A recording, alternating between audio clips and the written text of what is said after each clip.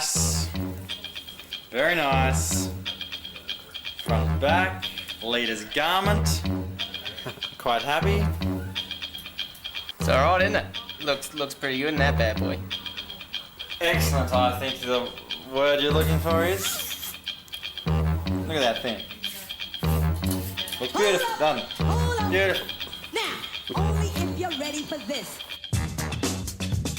Welcome back to the OTB podcast for episode 3, I think. Is it episode 3? Episode 4, maybe. If you count the first one, I guess we're on episode 4. There's no downhill racing going on at the moment, so we've kind of brought in a good friend of mine and Red Dogs who we've known for quite a few years. The man himself, Jono Church from the Suspension Lab in Rotorua. Jono, welcome to the show and thanks for coming along. Yeah, thanks a lot for inviting me here. Should be any chance to talk bike tech is always fun. Yeah, we thought we'd kind of jump in and look at some of the current World Cup bikes. Get Jono's take on what's working, what's good, what's not.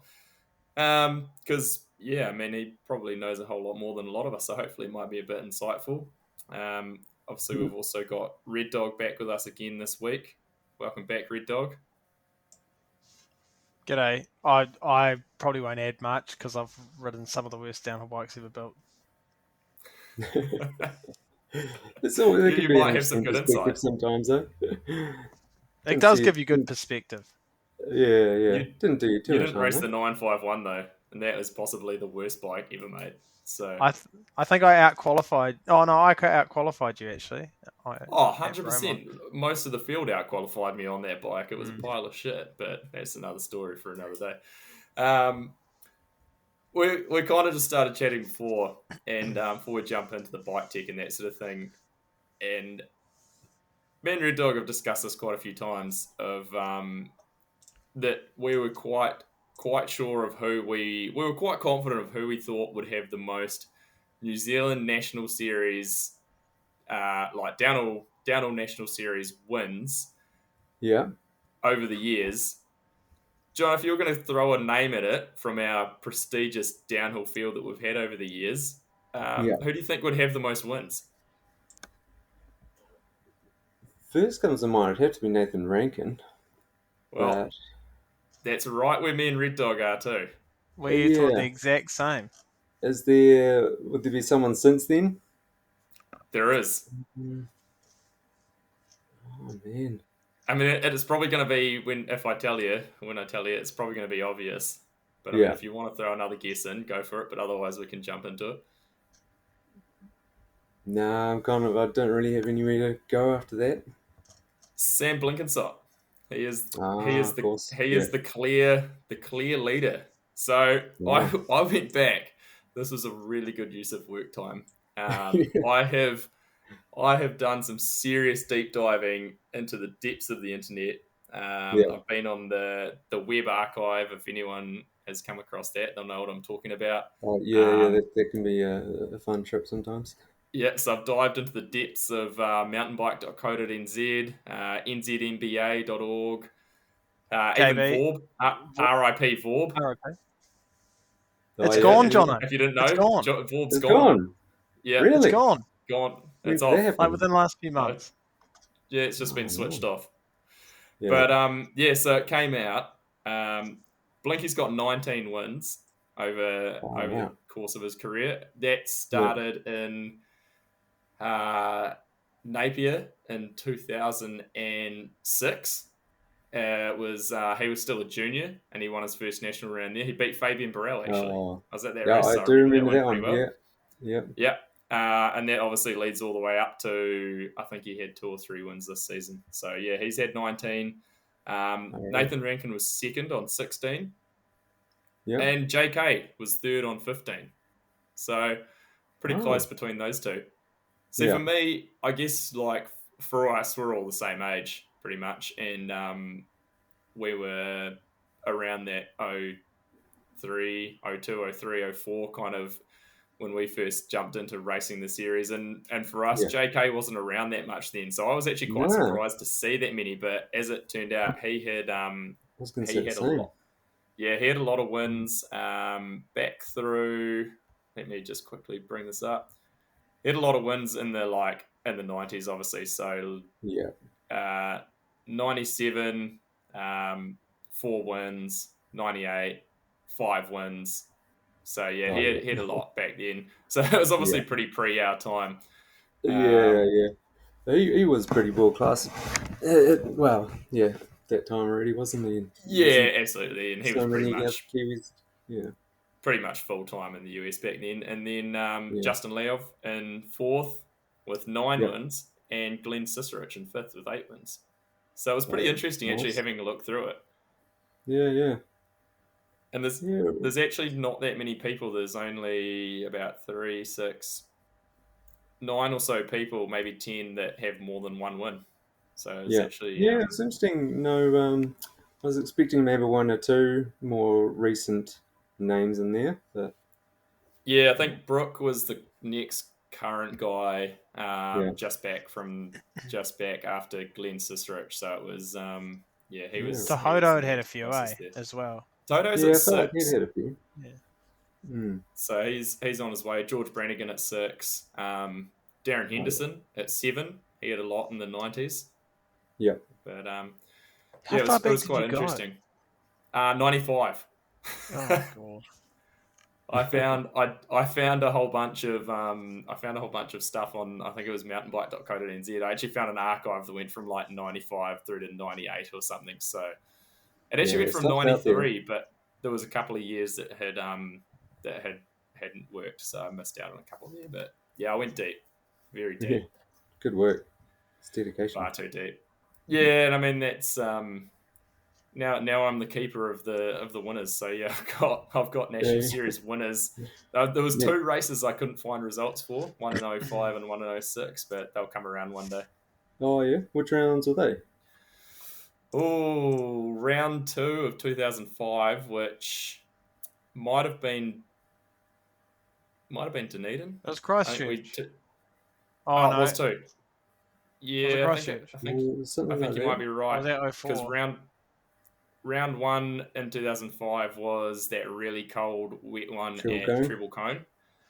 Yeah, Yeah. And then I think And it then did went to go to Christchurch, yeah. Christchurch that was and then Christchurch. Yeah, Dunedin, but I'm I not think sure Scott who. Sheldon got second at the Christchurch one, but I can't remember who won Yeah, it. that sounds familiar. Might have to go watch Pusher. It's probably on there. It was probably Rankin. Yeah, it And was then, Rankin or Justin, I think. and then Wanganui in Yeah. 2006, I couldn't find. That was the other one. Mm, We just chalk that one up But to Blinky. yeah, good chance good of chance. it. Yeah, So that's a dive back into the brief history of the New Zealand National Series, anyway. But actually, another thing I found interesting. So Justin Leov has 3 national champ titles. George Brannigan also has 3. So mm. George is right there on the national champs. Those 2 have the most national championships. He got a few in a row, didn't he, George? I feel like. Yeah, he had a couple in a row, and Yeah, then obviously just won again this year as current national champ. So yeah, George is going pretty good on that side. nice. Any other? What have you got a favorite memory of the national series, John? I mean, you've been around a while like us. Yeah, yeah. Oh man. I mean, definitely back around that kind of time we're talking about, like 05, 06.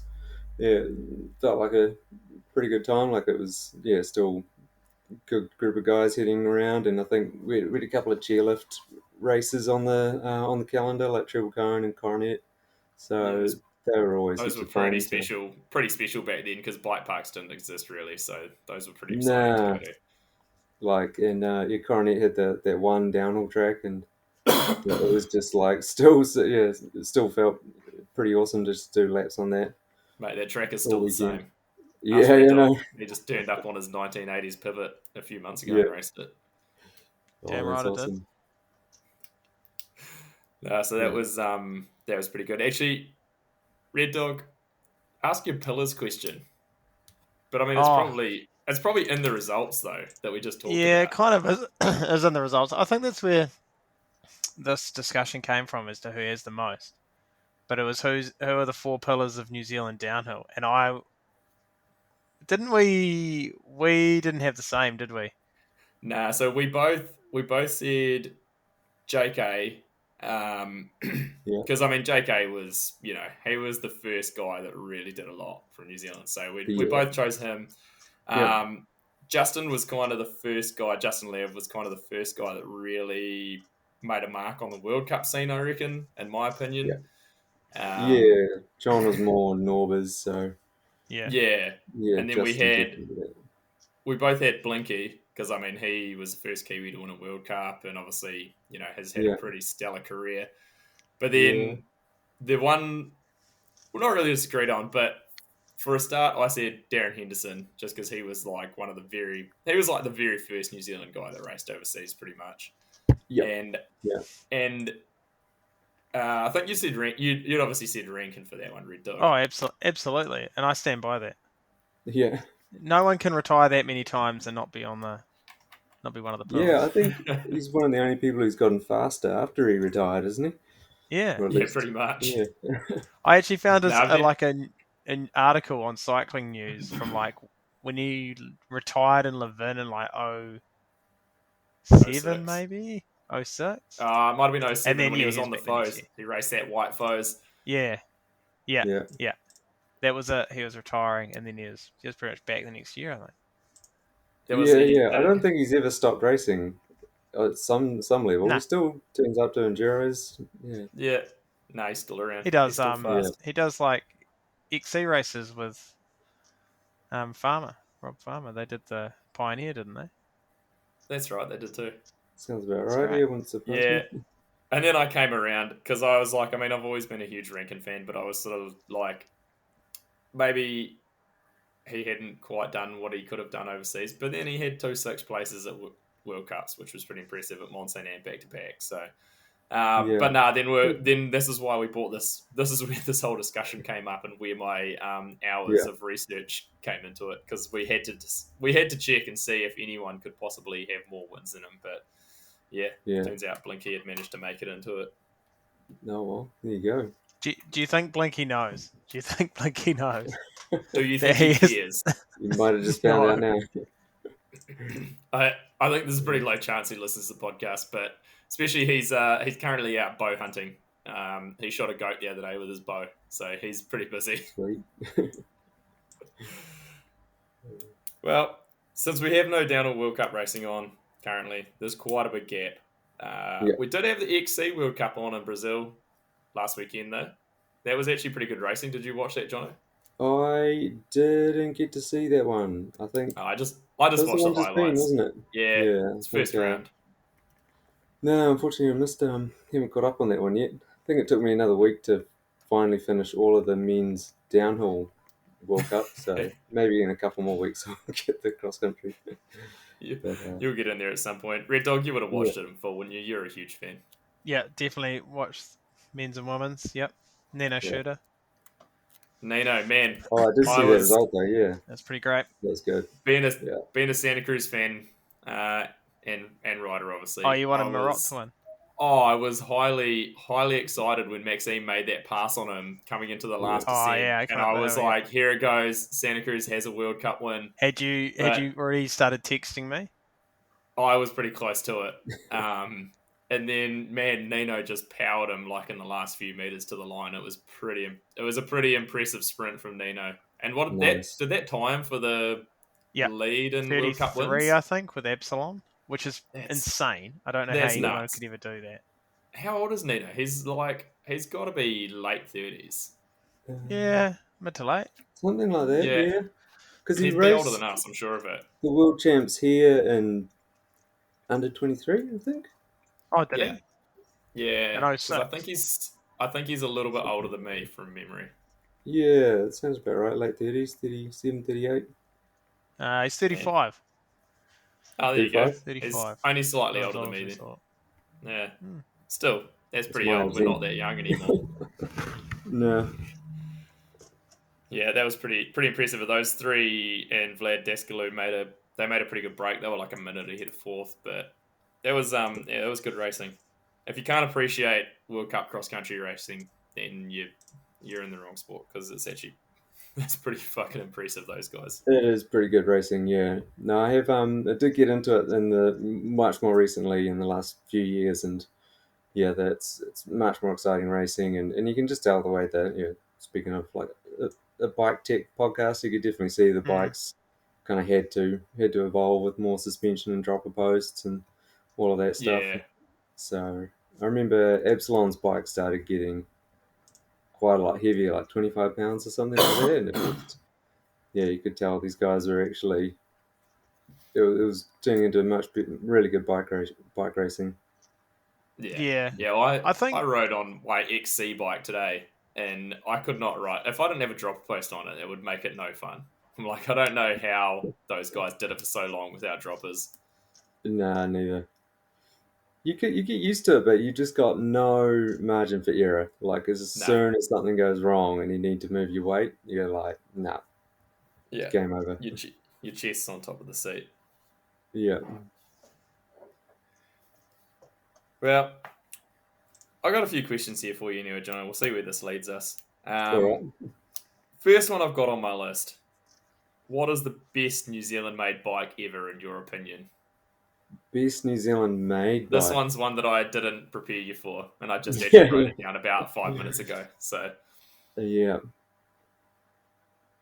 Oh, we've got a it few has in to there. be the We've got, Laha. It just, yeah, yeah, like, yeah, they're special bikes. Like they're too. You look at them up close, and they're pretty amazing. All the little like touches, all the little thought out bits. But then like and then you find every now and then you find like a little just completely handmade part on it, like very raw. this like beautifully molded carbon like clear coated piece, and then it's bolted onto something that's clearly just been cut out with a hacksaw on a file. And so there's just they got that whole kind of like mystique around them too, so it's kind of Yeah, hard to top that really. they were pretty Kiwi though. Like when you look at the bit of bungee cord that was like the Yeah, tensioner yeah, for the chain, bungee like a bit of tensioner. bungee cord that was zip tied to the chainstay as the Yeah, tensioner. So yeah. they were, man, that would be a whole episode in itself. Laha, what a story that company was. Oh yeah, yeah. Oh man, yeah. If you could, You get good if you content could to put sit out. Aaron Franklin down for an hour well, he'd probably talk to you for 4 hours if you managed to sit him down for it. But there could be some pretty wild stories there. Yeah, I bet you'd have to find them They first, were, wouldn't you? if you can find them, yeah. that is. Yeah, Is he maybe trying to steal a boat under salvage law or something, like he was last Well, seen in the that's papers that's how for? he popped up maybe. last time, eh? He'd like stolen Yeah. a boat. He was Yeah. partners in some boat with someone, and he was Yeah, trying to claim it under like maritime salvage law or something, yeah. and he was in the news. I think that was when I think he just left here. He'd been staying at Rob Metz's house, and yeah, kind of had to leave. And I think that was his. He decided that was going to be his new accommodation. I think. But, Yeah, the fact that he was living at Rob Metz's house is the most bizarre story to me that I've never actually found out why. But that was yeah. after some of the stories I heard about Aaron and his claims around Rob stealing his design with the Zero and showing up at his Oh house yeah. and things like that. I was pretty Yeah. blown away when I saw him there. Yeah. Yeah, Rob's a generous guy. He's funny. He Yeah, actually often does go out of his way to help people quite often. It's surprising sometimes, but I think yeah, maybe yeah, test his patience a bit in the end on that one. But yeah. If you don't know much about Lahar, there's a great thread on, I think it's on the Ride Monkey forum, and I think it's titled something like "Where's my Lahar?" and it is where's just my pages and Yeah, where's my pages Laha? of yeah. people who had paid deposits for a Lahar and they just never Oh got their bike. And yeah. yeah, that is actually an incredible story that we probably need to find someone who has some in-depth knowledge to sit down and talk to us about that one on. Yeah. But Punter would probably be your man. He Punter knows. probably knows the most for yeah, sure. Yeah. we'll get him some whiskies and he'll tell us. It could be a tell-all. It'll be like TMZ or something. He would actually be great. Punter lives in Nelson too, so I could definitely get him in. Might have to start the research on that one. Yeah, yeah. It was definitely. I think it was in your last podcast you mentioned how many of the New Zealand pros from that time rode a Lahar at some point. So Oh, definitely I mean, pretty good pool of A people to lot. talk to. there was the season when I want to say it was 2003,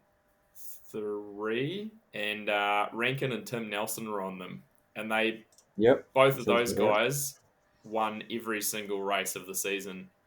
That's It was right. They like did. it Yeah, was like four. Rankin won four, and Tim won two, I think, and they yeah, just smashed it. And then Win Masters was there as the like development rider, yeah, and they had they had a company credit card, and they were just there was no holds barred that year apparently from some of the yeah. stories I've heard. So Oh we might no. it would probably have to be a multi-part episode, get Yeah, everyone involved in it. yeah. Then I bet there's a bit people would listen to that one. That'd be good. Yeah, be a good draw card. but People, people, yeah, people love hearing yeah, those stories. we just because we're New Zealand based, we've got to try and bring the New Zealand stories out. So that would be a good one for Yeah, the show. And speaking of yeah. Rankin, They have to get Weasel on and there too. oh yeah, Weezer would actually be a great one for that because he raced them overseas with Glenn Sisterich. They raced the World Cups in Yeah, a few European World Cups in like the Lahar 2001. World Cup. Oh yeah, race team. There's There you go. there's actually That's there's actually a long heritage with Lahar when you look back at it like that. They've been around. They had a mm, World Yeah. Championship with Cam Cole, yeah. 2006. That was what Cam was talking about the last episode. Selling his they sold his bike to pay him his bonus. Oh, I didn't get. Yeah, I remember yeah. that Worlds, and they had their team set up at Mount Nongataha in Rotorua. There was a caravan with like a Lahar banner draped across the Oh side of it. yeah, That was their team pit. classic. And this is just like a classic old Kiwi caravan too. It was Yeah, so yeah. good. That'd have to be the way. Yeah, I think it was actually I might have even used one of those pictures of Cam in front of it for it. So that was good stuff. But so that's what I was yeah. going to say. Speaking of Rankin and New Zealand made bikes, then Rankin goes on to the two stage era as well and Oh debuts the yeah, two stage. He has done yeah, yeah. everything in New Zealand downhill. Why hasn't he done? Yeah. There was Did there you was race? another Did you race in era. Avanti at any point? Not that I Just remember, Oh. but I mean, if we go three back into weeks the last one. '90s, there's a good chance he did. Hmm. Jono, But did you ever ride a two what? stage? Like, have you ever ridden Yeah, one? I did do a ride on. They had the All Mountain, the AM8 Oh, version, that's right. Yeah. which was Z8. What was the Z? Oh no, the the Z. Z8 was the Oh, downhill bike, was it? what Or is? Yeah, I think it was basically a Z8, but with a shorter stroke shock in it or something like that. So it was. two shorter stroke shocks. Yeah, yeah, both of them short. Yeah. Um, it was. It went alright. Yeah. No. It definitely yeah. It was because I think it still had something like 7 or 8 inches of travel with Yeah. a 5 inch, 150 mil fork maybe on the front. So it was. Yeah, definitely plowed into things and Imagine how flimsy and that fork was, though, when you think about a 150 mil fork from the mid 2000s. yeah, yeah.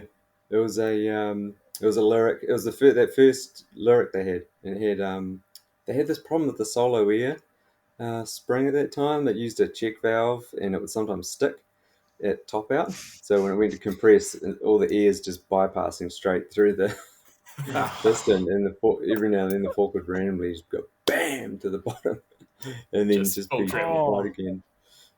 Yeah, it was interesting, but the back end were good. Still climbed well and smashed into things. So I mean, yeah, yeah, that's actually the whole two stage thing is quite mysterious. And where are all those two stages now? Like, there had to be quite a few of them made yeah, because it was a decent amount of them people were racing, but they're all yeah. If gone. you did go out there, yeah, for sure. I think, I don't know. I think the linkage design on them was not the most robust. So I think Yeah, I don't know if many of them would have survived being ridden too long. So not like some of those all bikes you see. the scrap Not like dealers yeah, not like a Sunday from the era from that same era that you might still see out on the oh, trails. still going strong. Yeah. Those were. Do you think the going a little bit tech on them, do you think that theory had any, did it hold any water? Their whole like a softer stroke shock, Yeah. softer shock at least for the start of the travel, and then a firmer one for the end. Um, Maybe not the way they did it. I think because it was sort of like a low pivot that turned into a high Yeah. pivot when the Pivot. first one bottomed out. Yeah, And probably needed to be high pivot first, really. yeah, I think you're definitely better off going back even further. The original Cannondale Gemini had that Yeah, that was Oh, yeah, quite with cool. the A like coil another shock and a small air shock on it.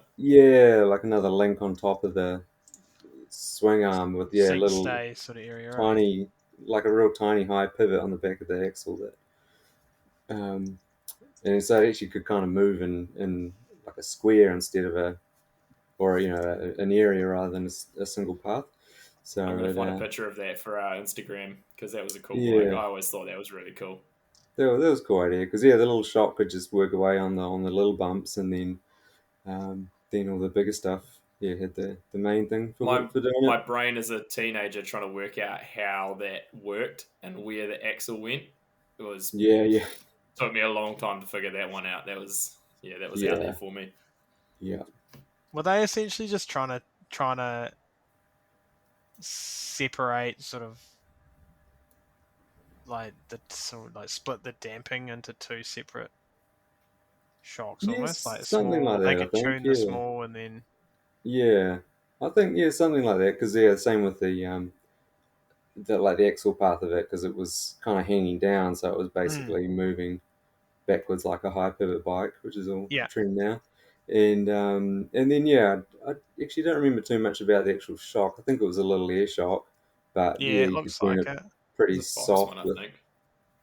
little damping, I guess, so it can just sort of flutter over everything. Because I think there's another reason why the if you had a two-stage bike, having the high pivot first is quite good because just getting that wheel moving quickly is kind of the key. Like if it can start moving and getting out of the way, so there's less friction um, opposing the force, the better. And then what it does after that is Oh, right. not as important as far as just getting over the bump in the most efficient way Yeah. possible. Um, yeah, that initial part's pretty crucial. So doing something different there could is where you wanna where you'd want to invest your time. I think. It's been some pretty interesting designs through the years. Now, if we jump forward, well, actually, let's not jump too far forward. When did you start tuning suspension? Because you've worked on bikes from I remember you from geez, you're at Bike HQ. Where was it before Bike HQ in Yeah, Christchurch? I What was was at Chain Reaction Chain Reaction? That's Cycles. the one. Yeah, the one on And Rick so, Road. Don't, what led you to tuning shocks or suspension, and what was your first yeah, one that you so started tinkering with? it was probably started tinkering with suspension at Bike HQ. Like before that, I'd had my old Mazakis that you change the oil in and sort of, but they didn't have too much to do inside. And actually had some old Manitous with the SPV valve that you kind of pull apart and yeah, sort of pulled it all to bits without really knowing what all the parts were. um, like you take off the rebound shim stack and you think, oh, there's this stack of washers all in getting progressively bigger. I wonder what they do. Oh, they look like they go back in this order, so I'll do that. But then, yeah, later on, once I got to Bike HQ, I think was about the time I had a little bit more understanding and worked on a few more things. So, um, and we worked in a fair bit of higher end gear there. So we sold like Yeti and Two Stage and Yeah, Iron Horse. So that would be where. So I think I took my Fox DHX5 shock and yeah, pulled that apart to have a go at revalving it and change the shims in it and take the boost valve assembly out of it and see what we could do with it. it's funny. I had someone take a So, boost valve assembly out of a DHX5 as well for a bike around that time because I was oh like, yeah, I was like, I don't think I want this on this bike, so I got them to do that. Yeah, it didn't make a whole lot of sense. So, and well, at least in my head then. So, yeah, and it was so yeah, something that just the kind of thing I wanted to play with. Like back then, I just always liked, just always interested in any kind of technical thing, just pulling it apart, seeing how it works, and figuring out what's going on. Just kind of just being curious mostly, Trial and and error.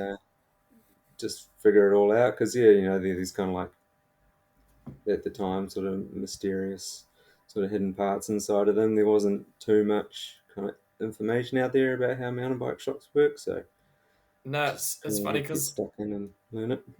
I think back to around that time, and it's like even things like servicing suspension wasn't something that you even really almost thought about doing. Like people never thought Nah, about getting their suspension service. You'd nah. have oil pouring out the stanchions, and you just put a rag around there and wipe it Yeah, up and exactly. keep going and run them You till just they were dry, sort of thing. yeah, you just ride it until it actually stopped or like Physically locked separated up. into into like actually couldn't ride it anymore.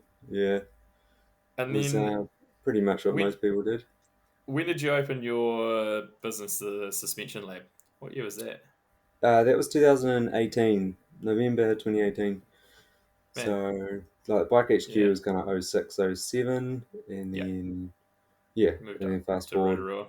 to Rotorua in 2018, and yeah, I guess I'd kind of figured that there's still not a whole lot of like institutional knowledge out there in the bike industry with suspension. So uh, yeah, decided I had a pretty good feeling that I could just get out there and get some money together and buy myself a dyno and some data acquisition gear and some suspension tools and yeah, start my own shop and actually sort of learn. I already felt like I'd learned a lot to that point, but still felt like there was so much more I could know. So um, yeah, turned it into my full And time then job.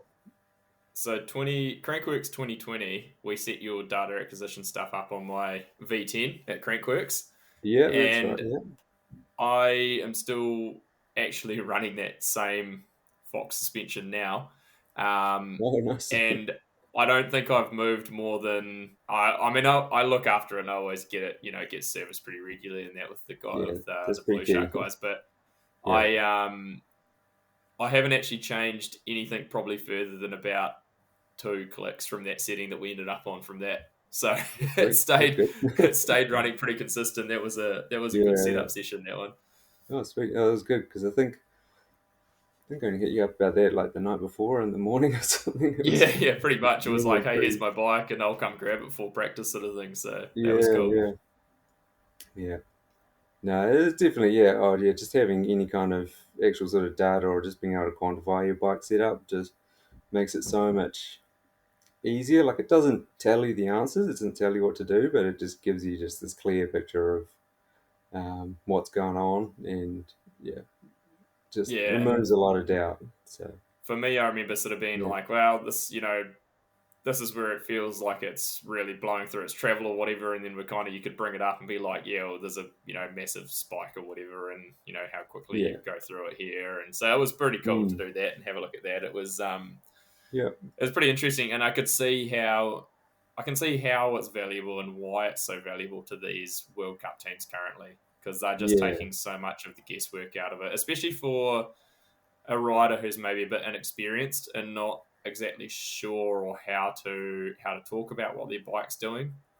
yeah, And they can have someone, a technician, actually looking at it, going, "Well, yeah, it looks like it's too soft because you're in too far in the travel all the time or yeah, whatever like that." So yeah, exactly. And I definitely, I meet a few guys that struggle with things that they don't even realize is a suspension problem or a bike setup problem. Like they'll be getting sore hands or just struggling to keep something under control through a particularly rough section, or grip through some tricky turns, and they just think it's them, and yeah, and everyone else is just faster than them when it's actually like, well, actually, your bike setups way off the wrong end to be working for that. So we can either bring it back to something that improves there without taking too much from what you already do like about it.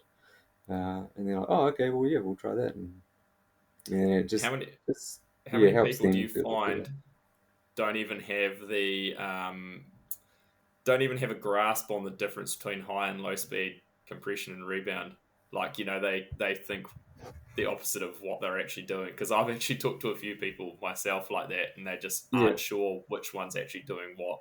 Oh, probably most people really. It's yeah, Can you give us the simplest layman's breakdown of like an easy way for the people to go, okay, this is what high speed is controlling and this is what low speed is controlling? yeah. So low speed is basically to really simplify and break it down. Low speed is like body input, like input from you. So your weight shifting on the bike, whether that's from hitting the brakes or going over some like undulating sort of terrain. Um, and yeah, so where you're sort of tipping forward and backwards, that sort of slow movement is your low speed damping, Yeah, um, as well as like your small high frequency bumps are your low speed damping because they're so short they never get a chance to accelerate into that high speed range. So yeah, that's because you're having to track those two. Those are quite opposite kind of priorities as far as where you want to set it. They're the two things you kind of trade off as far as setting them up. And then high speed is bumps like any like sizable braking bumps, roots, rocks and things, landing jumps or drops. So that's the kind of more basic, uh, simple breakdown of the two. that makes a lot of sense. So it's really low speed is almost essentially coming from the top of the bike, and high speed is coming from below the bike, almost. Yeah, exactly. Yeah, What yeah, about if you're talking rebound? Are you talking similar things like rebound? If we're talking low speed rebound, that's going to be how fast it's rebounding from those same sort of ways you're talking about, yeah, from the human input, and then high speed is the rebound when it's gone a long way through the travel or something like that. yeah, pretty much. It's pretty close. Um, yeah, because rebound is pretty heavily tied to the compression, like how far it's gone into the travel to come back out. So it is a little bit different in rebound is tied specifically to the spring. So there's like a pretty much a hard limit of how fast it can extend. Like the spring, like the spring compressed all the way to the end has got a set amount of energy stored. So that's kind of the most energy it can bring back out. So it's only ever going to hit a certain speed. And saying that, you do spend a lot of the time in the low speed range on rebound. Um, so there's probably a little bit more overlap, I guess, between the two. You can kind of you spend a lot of time in low speed, but you can, in high speed, what you call high speed situations, you actually spend probably a lot of time at the lower rebound speeds on its way back out. But it depends on the specific, whether there's like your body weight still loaded on it as it's trying to rebound, or if it's where you've come off a lip or a rock fully compressed and then it's let go where there's nothing for the wheel to push against anymore and it's able to just extend freely. That's Yeah. when you get the really high speeds. So it could go either way. And adding on to that, has suspension got too technical for the average person when we're talking that sort of thing? And a lot of people Yeah, don't even yeah. know what it's doing. Has it gone too far? Nah, it's an interesting thing. I think setup wise, it possibly. Well, I think it's always been complicated one way or another. I think a few years ago, maybe it didn't work as well. It was kind of like flexy and sticky, and it had adjuster knobs on them, but they weren't really doing you a whole lot half the time, I think. So you would have got more out of actually trying to maybe like service it or get it sliding a bit smoother rather than actually adjusting things. Whereas nowadays it's more normal to have a ton of dials on your fork, but from when you're talking sort of the main brands, like at least the adjusters are a little bit more they actually do something for you Yeah. nowadays. So and saying that you can obviously get it wrong with them too. So it's a tricky one, I think, and that's that's why I've got a business around it. Is I think what I try to do is take that load off the customer. They don't need to think about it. Like they can benefit from all those adjusters if they're in the right spot. Um, they just need someone to do it for them, and then they can leave it. So it's Go ride and be happy. yeah, it's I guess kind of double-edged sword of um, it is way better than it was, but as long only if you actually have some way of using it properly. It's yeah, it's always an interesting one because I've been running a Mizuki Z1 Yeah, on my Nomad, which is a pretty yeah, basic fork. mm, Not a whole lot of adjustment, and no, it's good. I really like yeah, it. yeah, It does everything I want it to do. Would I yeah, be if I was really wanting to race seriously on that bike? I probably wouldn't run it, but for yeah. my everyday riding, big stuff here in Nelson, yeah, it's been awesome. Yeah, yeah. I think that price point stuff from Fox slash Marzocchi these days has been like they've done it well on that because the adjustments are nice, but at the end of the day the dampers kind of like I know the last 10% of the fork, the actual like chassis of the fork and the spring design and the friction in it is what makes up the bulk of the how it feels. So Yeah, how many knobs it has doesn't matter if the rest of that's no good. Whereas stuff like that Z1 these days is actually the the heart of it is really good, is really nice, and that's all fairly simple parts to make, I guess. So it's a yeah. lot easier to make that cheaper. I can see why. I can see why. I think seeing more of that sort of thing stocked, or like spec'd at least on some of the more price point bikes, and they're obviously you know Yeah, though still bikes aren't that cheap these days, but you can still see why no, they're not actually at using all. them because they're a good fork. Yeah, Um, Red Dog, should we talk? Should we talk current bikes, World Cup bikes with Jono? Where do you want to Yeah, What do you want to start absolutely. on? What you take your pick a bike to start Um, on?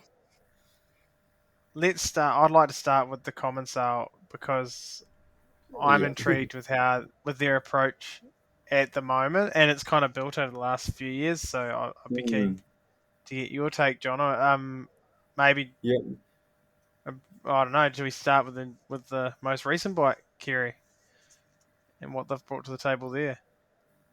What with the new common sale, like the 6 bar one? Yeah, the 6 bar, or yeah, Yeah, 6 bar rig. that there is pretty. Yeah, that's a pretty intriguing bike to me too. I mean, the whole 6 bar thing I hadn't even heard of pretty much till that came out. So, Yeah. um, is there? I mean, is there something special about that linkage? Is that is that like some sort of magic linkage that's way better than a 4 bar, or is there just something to the way they've built the bike, or do you think they've just got the right riders and everything at the moment?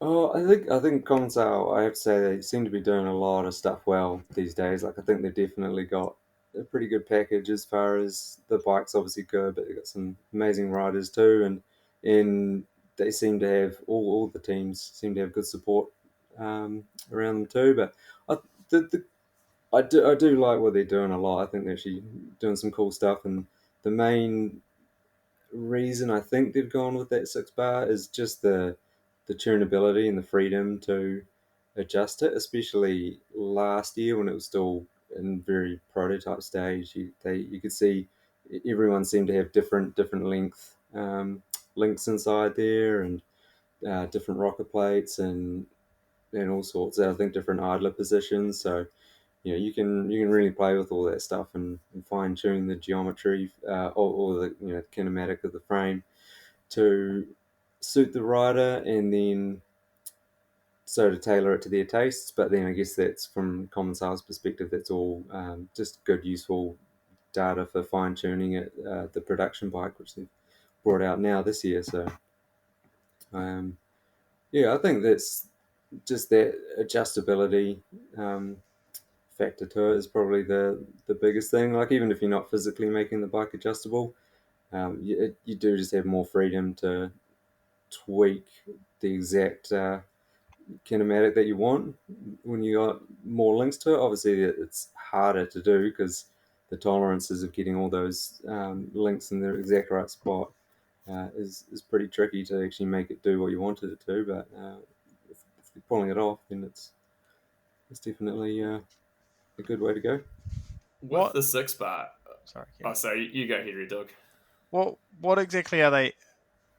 Are they trying, or are they adjusting their Jono? Like, I guess maybe talk through with that adjustability, what kind of effects are they looking for, or what trade-offs are they making?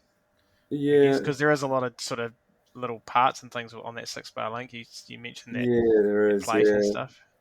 yeah. So I I can only kind of speculate a little bit on these because it's pretty hard to like normally we can look at bike designs online and use the software called Linkage, which probably a lot of people are somewhat familiar with, and we can take a photo of a bike, and if you get a nice side-on picture, you can mark out the points and figure out the geometry, and it'll calculate all of the leverage ratios and anti-squat curves and everything you want from it. But with a bike like that, because it's so fine, it's pretty hard to get any kind of reliable numbers from it. So you have to kind of just guess, but it'll all come down to mainly adjusting things like that.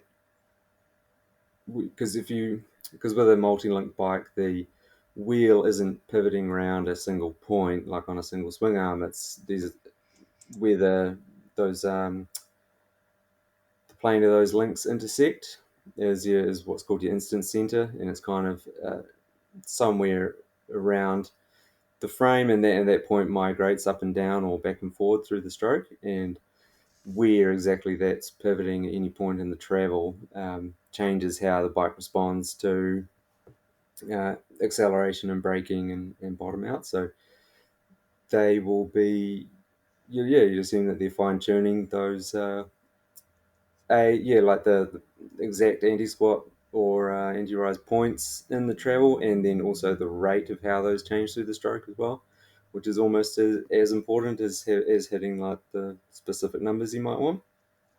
And Can you can you explain anti-rise and anti-squat in layman's terms, like you did with the so that's an flows? interesting one that I think a lot of people don't fully understand what it is, but it is all they kind of the same thing, but backwards. If you imagine a kind of tall, unstable object and you try to push it along the ground, you'll naturally push it somewhere in the middle because when you push it forwards, it'll slide along nicely. If you try to push that object at the top, it'll probably tip forwards and fall over. Or if you push it at the very bottom and push it along, it'll tip backwards on itself. And all anti-squat is quantifying kind of the swing in terms of the bike, the swing arm is the thing that's pushing the bike um, as the wheel gets driven, and anti-squat and anti-rise are kind of quantifying where that swing arm is pointing relative to the center of gravity. So if that swing arm is pushing quite low, then as the bike accelerates, it's going to tip backwards, and that's your squat. And so the bike designers are trying to move that instant center point to a place that that kind of resultant force is going roughly through your center of gravity, so that it balances those forces, so it's only pushing forwards and not making you tip backwards and forward. And then it's the other way I was sort of looking at it is like a rugby tackle. For guys standing still and you go to tackle them, if you tackle them high, they're going to go forwards, and or if you tackle them low and take their feet out, they're going to fall back on their back. So it's yeah, similar kind of physics to that. You want to be hitting them through the middle of the center of mass if you want it to actually go forwards. And then anti-rise is just literally the opposite. If you have an object sliding along and you want to stop it, if you grab it at the bottom, it's going to tip forwards.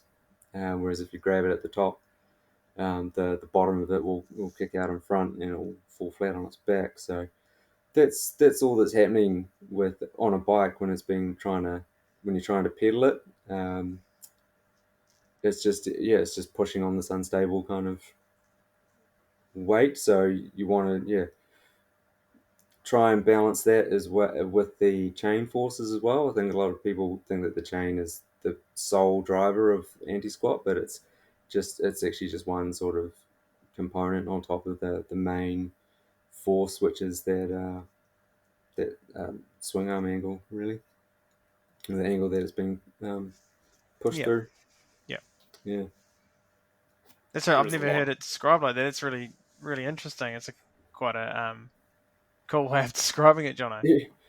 Yeah, yeah. It's because when you always see it described as or drawn as a picture of the bike side on, and then there'll be a mark at the pivot and a line through there, and then your chain line will have a line through it, and then from the contact patch. So where those two intersect, from the contact patch to the rear tire, you draw a line, and then where it intersects the front of the bike, Hmm.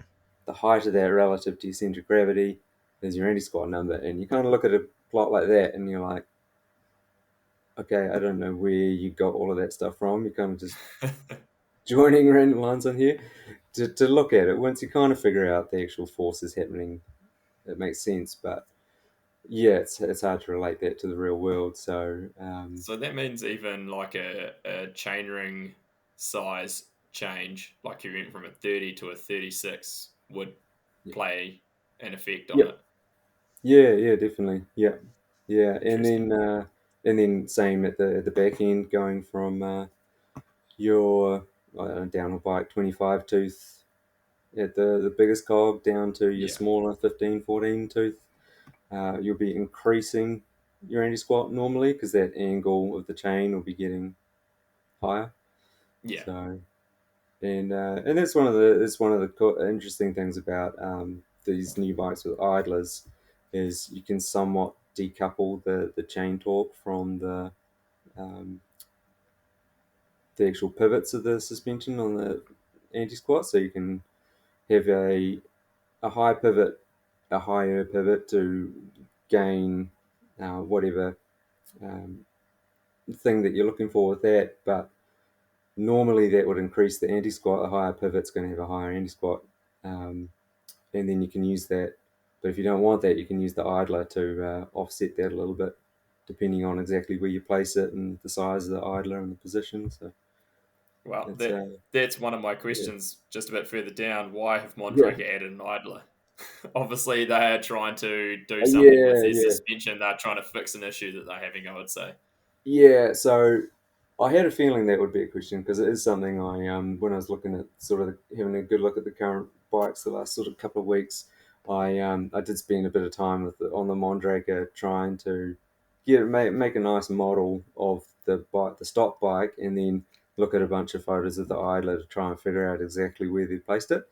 And yeah, and basically they ever since that bike came out, the one sort of odd thing about them is it has an incredibly steep anti-squat curve, which means at top out at full extension, the that anti-squat number is, I don't know the exact number, but it's north of 200%. Like 100% is the figure we say for um, the forces balancing perfectly.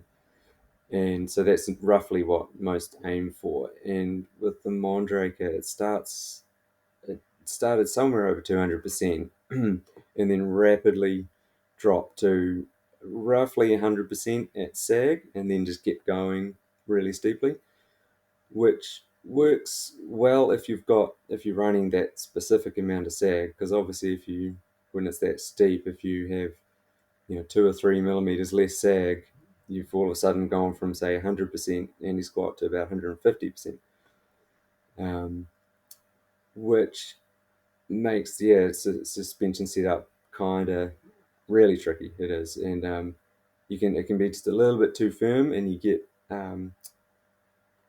just this, it compounds, and you get this just real sort of strange bouncing feeling, because every pedal stroke is actually extending instead of bobbing down like you think. It's actually extending the suspension, and you get these really strange feelings. And downhill races need to run stiff springs, like a production bike's designed around probably 33% sag, and for a downhill bike.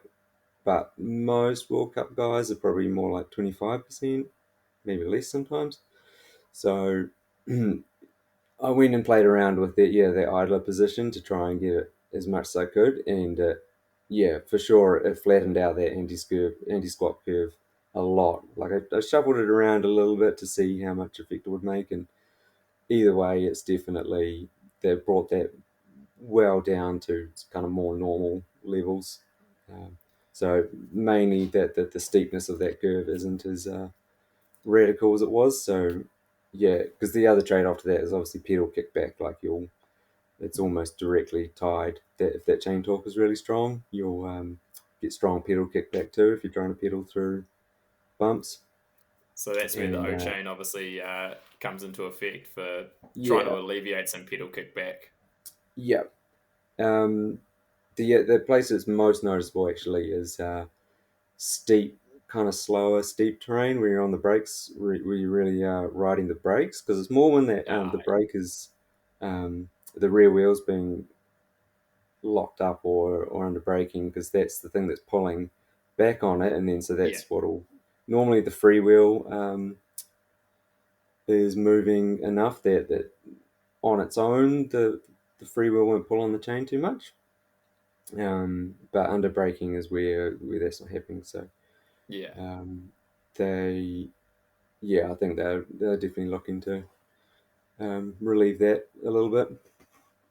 Interesting. It seems like they've kind of, yeah, I don't know, from the outside looking in, it seems like they've been fighting that because they had that new bike obviously last season, and it seemed like they Yeah. were fighting it a bit last year as well. So they were trying to. Oh yeah. It looks like they're trying to alleviate something there, obviously.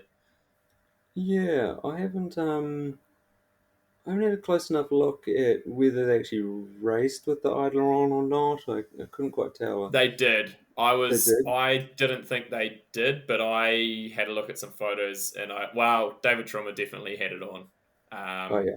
Yeah. So I'm pretty sure Brooke did as well. Obviously, Tohoto didn't end up racing there, but yeah, Mm. it looked like they were still racing with it too. Yeah. Yeah. The only reason I wouldn't run it is I think they're bolting it to the top rocker pivot, so it's kind of hanging out Yeah, on its own quite a bit, which would be it a looked little pretty bit sketchy. rudimentary. Yeah, there's a lot more force goes through those than you realize sometimes. You want that to be the ones where it's um, like double shear, like bolted both sides through the swing arm Yeah. or enclosed. That's the way to go. It looks a lot better.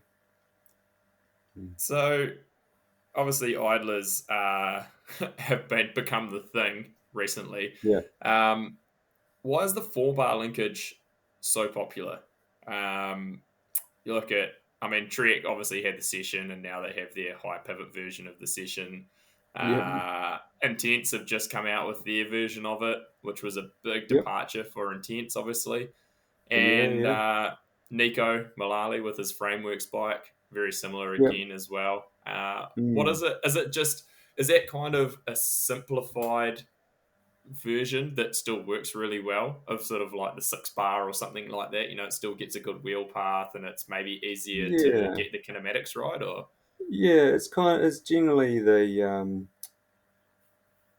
kind of least compromises, like the easiest way to get like get like a pretty good kinematic that you're going for, but it's also like structurally quite strong, because you got the main pivot down low and then a higher rocker, so that the whole system's going to be quite stiff.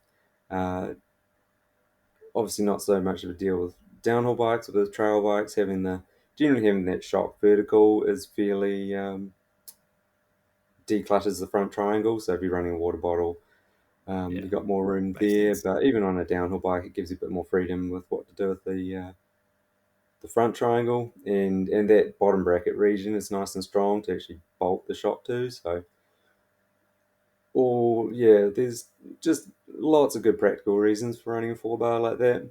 Um, yeah, you can tune those kinematics quite nicely without too much difficulty. That's why you've seen so many brands do it over the years, and yeah, and that's kind of like I always thought.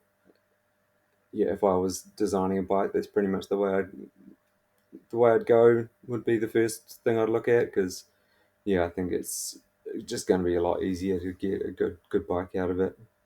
It seems like for Nico with his frameworks set up, and if anyone hasn't actually really looked into the frameworks thing, he's got a pretty good YouTube channel Mm, going this year that's got some pretty cool yeah, information on it. So I'd yeah, say jump in and have a look at that because it's pretty cool what he's doing. But it it is. Yeah, seems like a good design for him because he's been able to play around with moving the height of the pivot and that sort of thing to mm, get the bike kind of feeling how he wants to pretty yeah, easily. You know, you don't have to make big yeah, changes.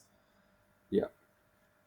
Yeah, I think I'm a big fan of what Nico's been doing with that. I think it's just a really cool idea, and he he's been. I like the fact that he's quite willing to change things. That like he hasn't gone in and gone, I've got the perfect downhill bike idea. I'm going to build this and then ride it. He's like really wants to tweak it and make it better, and looking at all the little details. So I think, and I was just thinking about that today about the fact that he's already done like pretty solid testing on a standard low pivot, a high pivot, and now medium pivot bike in a pretty short space of time, and has actually been able to try all that stuff and actually get a real know for himself what's working and what's not. Because I think you see some companies by the time the bike comes to be raced at a World Cup, it's probably been in development a long time and they're probably fairly committed to it. So I don't Yeah. think they're going to be able to change it too much. Yeah, well, often So it's like, you know, it could be 2 to 3 years before a production bike makes it from the mm, drawing board to the oh racetrack. yeah, So that's, you yeah, know, that technology, they're kind of, you've got to take a shot in the dark and go, is this mm, going to work in this amount of yeah, yeah, time? So, yeah, you and do, maybe that's where Common Sales success is because they're pretty rapidly changing things. You know, they were obviously yeah, pretty rapidly able to change stuff, and they looked like they were obviously very dedicated to racing with that, you know, that design and that. So yeah, yeah. I But yeah, I guess also this would be season number 2, wouldn't it, on that new downhill bike? I don't think it's yeah, really available until the end of this year. I think it comes out. I think you can get a yeah, frame set at the end of this year. yeah, At which point they've had 2, good years of Seasons. testing on it.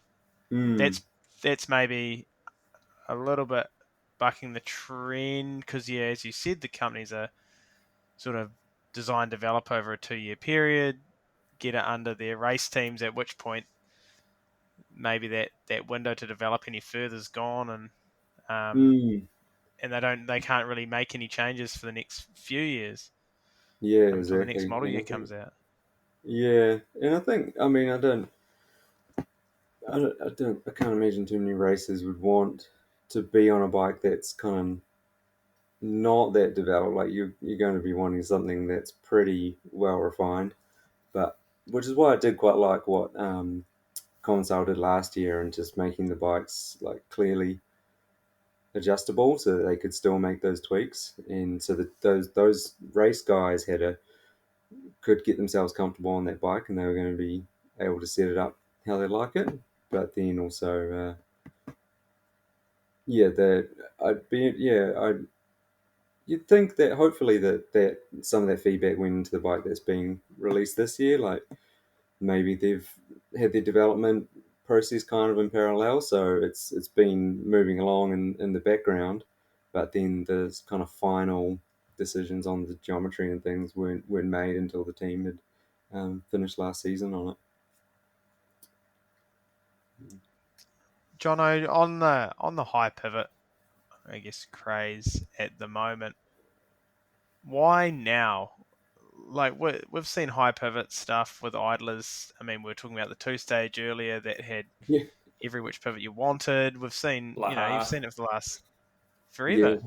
yeah. Why now? Why is it because things have developed far enough to in terms of like I don't know making the setup light enough or reliable enough or is it an actual sort of suspension technology thing that's allowing it to succeed?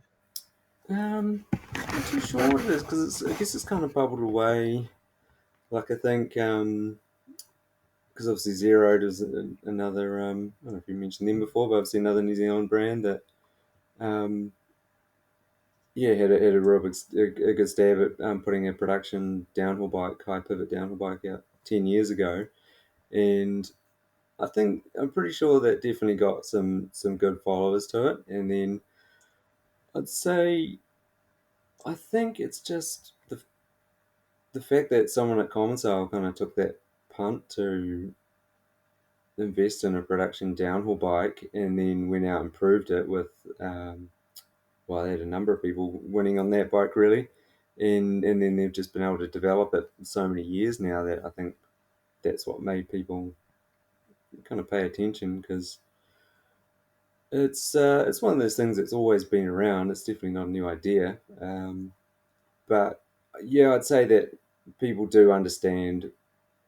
bikes or a little bit better now is from the just all the interactions between the drivetrain and the brakes and the suspension that they can make it work. Because yeah, if you get a bike with a high pivot wrong, they can be pretty weird to ride. They can be pretty awkward. So if you're not careful about managing that stuff, then yeah, it's not going to be super popular. So I think the fact that Commissar kind of committed to it and were able to actually refine it and sort of iron out all that stuff just sort of showed that yeah, there's ways to do it, and again that's why people are going with that 4 bar design now because you can have that virtual high pivot where it starts off high but starts migrating low, and so you get it's a little bit more of a compromise between the two, you know, because if you look at the original comments, the single pivot, yeah, that was a really high,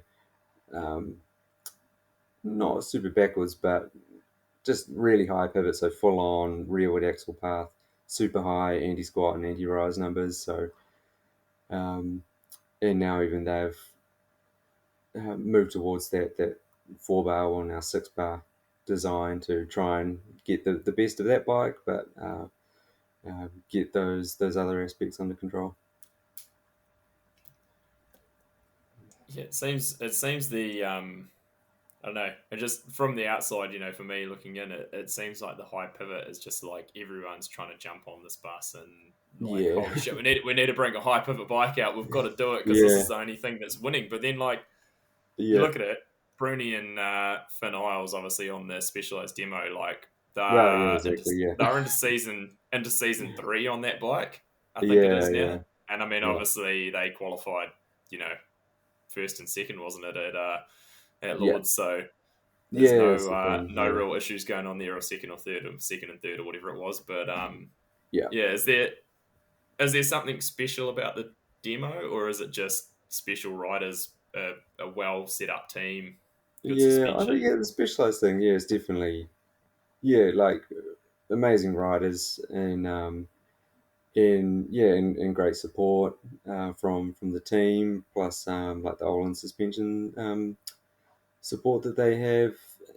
They've just got definitely an all round good package, and yeah, the fact that they've been building on that for years now, like even though there's been different demos over the years, it's kind of been an evolution of one bike, so Yeah, it's definitely they're just really able to sort of hone that down, and they just know how to make it work really good. And it's always been a good bike. It it does work a lot, even though it pretty much is the opposite of all the other sort of bikes that are on trend these days. Like, still works. Like, it's still got a lot of good stuff going for it. So, it definitely proves that and yeah, there's always the kind of the concern of people just jumping on a bandwagon. If that is what they're doing, like they might um, have put a lot more thought into it than what it seems from the outside. But Yeah. you're better off taking a fairly simple design and just really refining it and having the dampers set up well and the spring rates and the tires and the brakes and all of that just dialed and working really good, than just kind of slapping an idler on it and or changing the pivot up and sort of hoping that it will work well. And maybe that's where that specialized teams, so strong, and because they're still racing the same bike, which fundamentally is a good frame, but Mm. they have years of data to fall back on, knowing that this is a good bike, and then they can focus Yeah. more on working with Öhlins for, Mm. having their suspension dialed in, and making sure every other piece of the puzzle's dialed, rather than worrying about the frame as well. And that could be Yeah. where their strength is lying there. Yeah, it is. Yeah, for sure. And I think at that level, yeah, you don't want to be going, you don't want to be too experimental. Like, you don't want to have a completely new bike each year that you're having to relearn everything on. Like, and there's obviously a reason for it, but everyone seems to get their new bikes like right at the start Massively of the late. year. Like they pretty much do like one day on it, and then they're packing up to go to the first race, and it's just like it just always seems to be that way. And it's you just spending the first half of the season just getting to grips with it and Testing. ironing out all of Yeah. the like major bumps which you would have rather had sorted in the summer, and then the rest of it's just fine tuning. And the other thing I was going to say about the demo, it is a 6 bar as well. When you look at it, it's because it's got that link inside driving the shock, and you do Yeah, of see course. I think Finn and Loic have often had different length actuating links in there too, so they Yeah, can tweak there. And again, they can isolate the actual leverage ratios of the shock um, without affecting your anti squat curves, so they can do it separately and um, yeah, and fine tune it to their liking. that's interesting. Yeah. And then the last system I had on my list, and in our shared show notes, I had VPP, and then Red Dog has so Yeah. kindly added, "Is it dead?" As a dig at me. So Well, Intense has killed it. Intense has killed it. Well, on the Intense downer was bike anyway. using JS tuned. That Jeez. wasn't Yeah, you VPP got me there. anymore. You did Yeah, get me there. Yep. Yeah. yeah, Yeah. VPP. Again, like a lot of these kind of suspension layouts, like they're all pretty broad as to what they all mean. Like, even within Santa Cruz's different bikes, like they, so obviously I sold Santa Cruz for a few years. I know them all pretty well. Like you look at all the different. those sirens must be in Rotorua, are they, Jono? Oh yeah, no, it is. Yeah, yeah. They just turn. You get so used to it, you just turn it out really. Like Sorry to interrupt it's you. raining too, and it's Easter weekend, so like Yeah, it's a yeah, perfect storm. it is. Yeah, and we live on a state highway, so. um, what are we talking about? Oh, VPP. VPP. You're saying that it's Yeah, broad. Yeah, people use broad terms. yeah. So I mean, you can do kind of anything you want with it. Like that's I think partly what the patent exists is they can tune. So yeah, they can tune the wheel path and the leverage rates quite independently. So you can get all sorts of different results out of it. So it's always a good platform. It's always pretty solid. And the V10 specifically is pretty unique when you compare it to the other bikes. Just like looking at the leverage ratio curves and things, like they're super progressive bike, like super plush at the top, but then just like constantly ramping up all the way to like super high ramp up at the end. So it's definitely yeah, quite a bit different to like complete opposite to something like the specialized or the Trek, which is fairly mellow in terms of its rising rate. Um, but yeah, it works. Reigning world It's champion on it still, so yeah. Yeah, it's interesting because I think back to kind of the older bikes, and I feel like having a progressive bike used to be the kind of selling feature almost because yes, Yeah. it progresses through the travel and that sort of thing. And I think, do you think that was probably because back then the shock was quite rudimentary, so there wasn't a lot of tuning or anything, so you kind of had to rely on the linkage or the bike, to do the work. Whereas now the shocks and that are so tunable that you can have quite a linear rate, but you can tune the shock to do a lot better job of handling it. Yeah. Does that Yeah, make I sense? think yeah, no, I get what you mean. I think that's probably pretty accurate. We like yeah, going back maybe 10, 15, definitely 20 years ago, the the shocks, yeah, for sure were like the core shocks were a lot more simple and or again we just didn't have the understanding of them that we do now. But then the air shocks around, not that they were really into downhill yet, but were kind of the complete opposite. Like they were two completely different things. Air shocks were super hard at the top, and then they were originally super hard, and then they flattened off, and then super progressive. But then they started getting the high volume ones about 15, 17 years ago, something like that, which didn't have as much progression. So then at that point, I think they started. Um, they were still more progressive than a core shock, so the frames had to be built with less progression in them, and which ended up making them the complete opposite to what a core shock would want. And so the downhill bikes, which were still mostly coil, yeah, definitely had to be designed with a lot of progression in them to make them work in those situations because they just didn't have much else to kind of help. And yeah, again, when people aren't maybe setting them up as well as they could, then they need that bit extra protection there to make sure you're not bottoming them out too hard all the time. Yeah, I remember testing an X Fusion, what was meant to be a downhill air shock on our bikes when I rode for them in Yeah, 2009 on Intense, and that thing was like rock solid off the top, but then once yeah, you broke through, it just blew through the travel, and there's nothing. yeah, It was horrible. It just was. There yeah. was no way you could ride it. Like it just didn't work. Didn't even work at all. Yeah. It was definitely kind of, it's surprising how long it took for shock makers to figure out having a larger negative chamber to get to balance those forces at the start because yeah, there's one common theme though I think with suspensions. You just want it fairly consistent the whole way through. Like you don't want those, you have to feel like you're pushing through a wall and then it sort of gives away and then ramps up on you. You want it sort of pretty smooth the whole way, and anything other than that, it's just weird. Yeah, you don't. It's not as confidence inspiring as you want it to be. Nah, that's a pretty good. Yeah, confidence inspiring is a pretty good term to have on there because if you're constantly worrying about what it's going to do, or Yeah, it's not going to work this well in this situation that's coming up on the track, and you're thinking about it too much, then yeah, it's not good for the mind. yeah, exactly. And that's the key thing I try to help people with is just you shouldn't need to be thinking about it too much.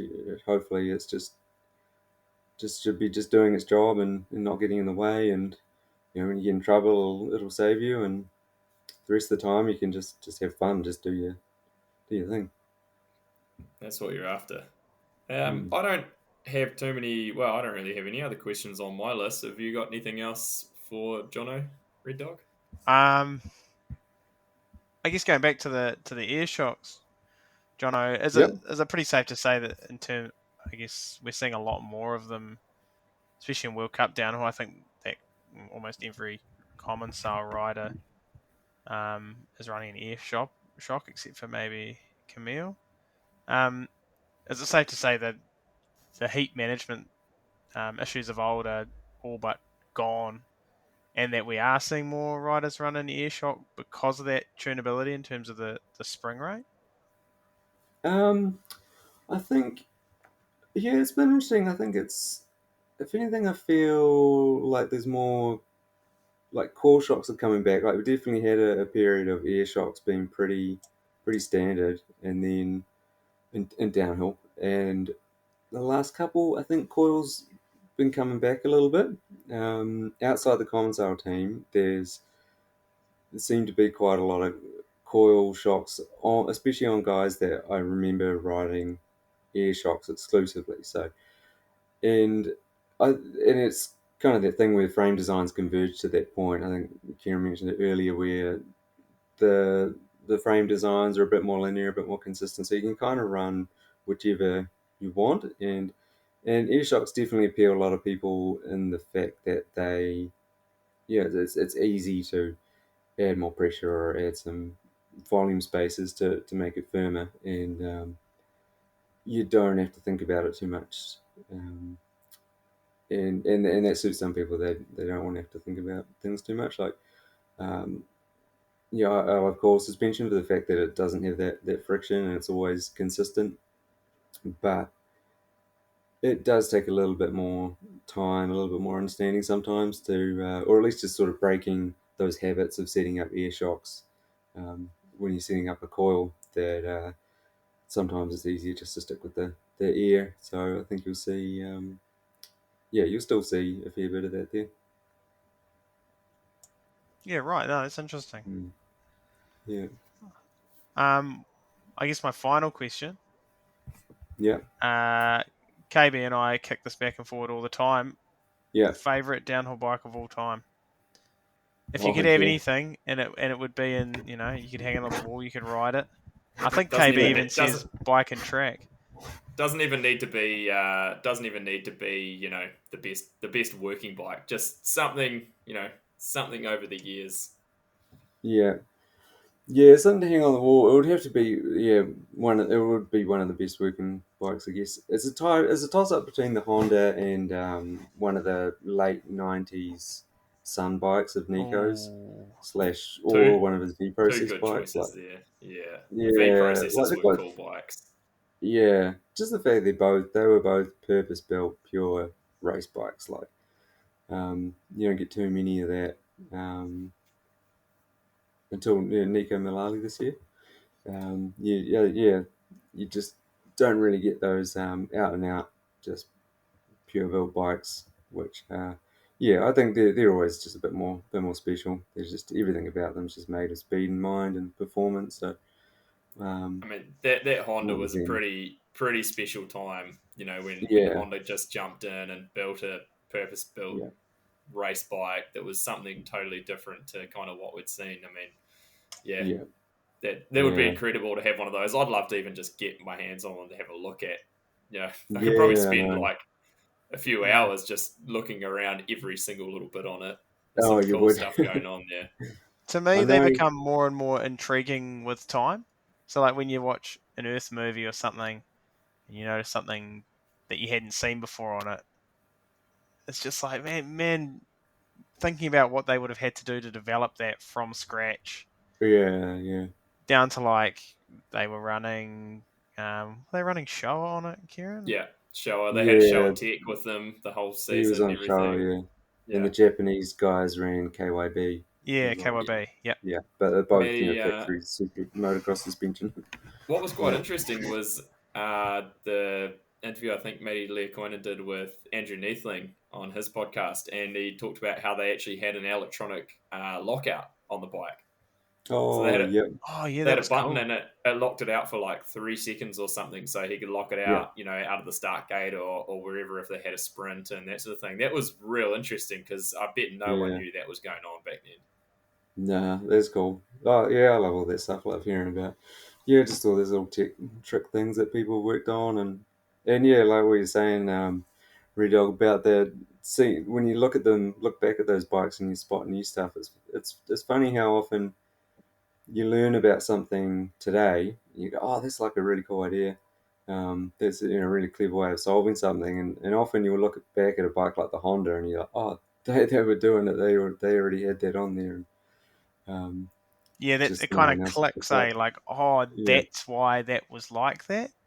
yeah, exactly. Yeah, Yeah, it's quite incredible.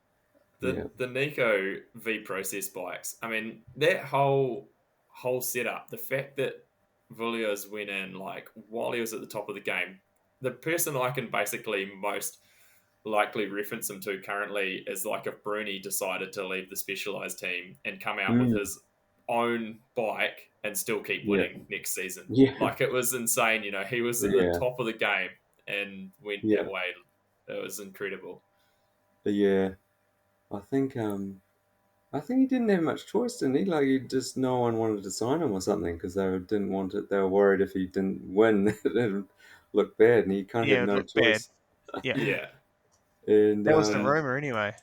yeah, it'd be interesting to know. But I mean, yeah, who knows? Could be all sorts of reasons. But yeah, it's definitely impressive stuff. Just coming up with your own bike as the current most dominant rider.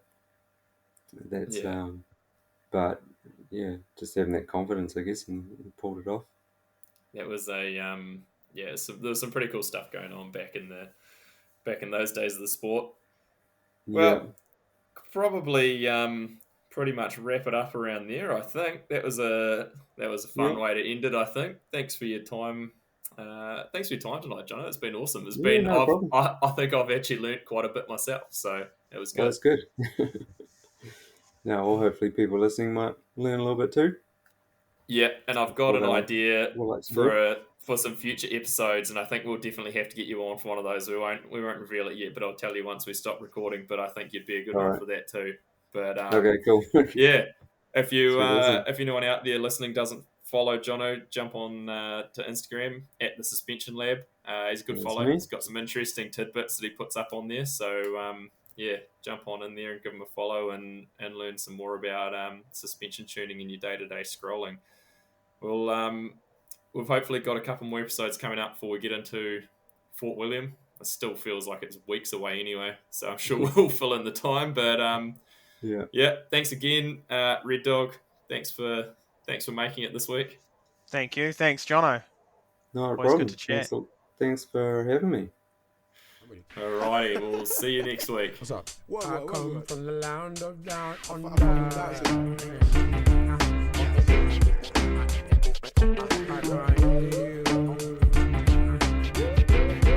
I can't hear you. What was that? I can't hear you.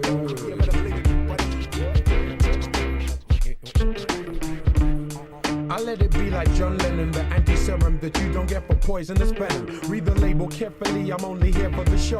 I love hip-hop too much to let you feed my ego.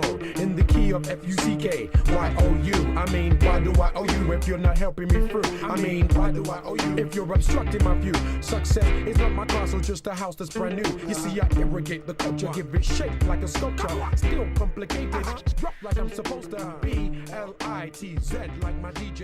Rock to the rhythm like you rock to what he plays.